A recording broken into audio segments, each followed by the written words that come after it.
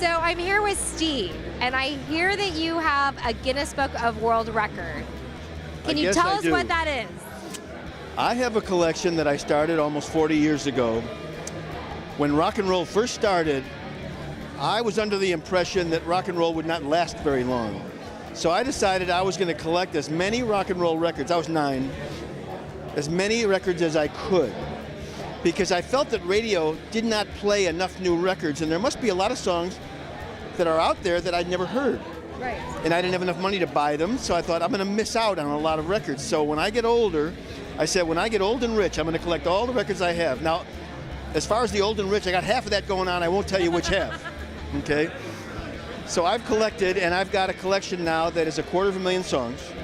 Wow. And it includes every 45 single vinyl or every CD single that's ever made the Billboard charts from 1955 when Elvis started until today. Wow. Every song on their top 100 every single week for 50 years. Even if it only got to 99 in 1 week and only got played on the radio in Pensacola and Biloxi. So it's a lot of records. That's one. Then I started collecting memorabilia. Sort of like this jacket by Janet Jackson I'm wearing. Which I was crushing on when you walked in the door. I'm like, a man after my own heart. Right.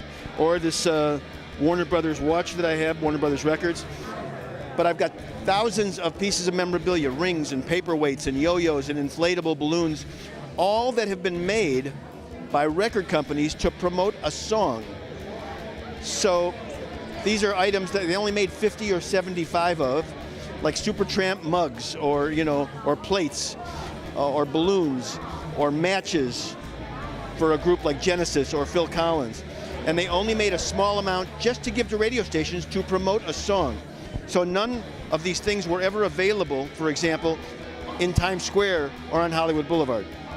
The public wouldn't have them. So does that make them more valuable? Probably.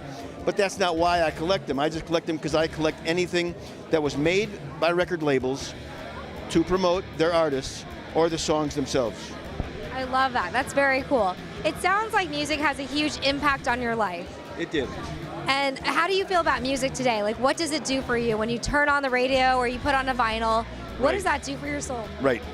Well, I'm more of a fan of the older music than I am of the newer music today.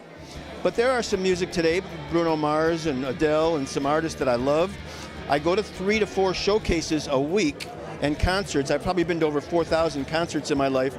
And I've been to, you can multiply 3 showcases a week to see all brand new artists, of which out of every 20 that I see, only 1 or 2 will ever make it.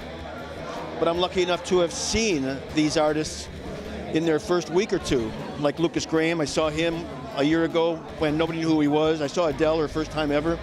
So I'm lucky enough to see all these artists. Now again, many of the ones I go to, you'll never hear of them again. Even though they are very quality, many of them, there's only room enough for so many artists to make it successfully. But I've been lucky enough to go to all these showcases. And to answer your question, I like some of the new music, but my favorite music is from the Beatles era, the Motown era, the disco era, from the Bee Gees and Donna Summer and the years of like that. Those are my favorite songs of all time. But I love music all the way from the 50s until now.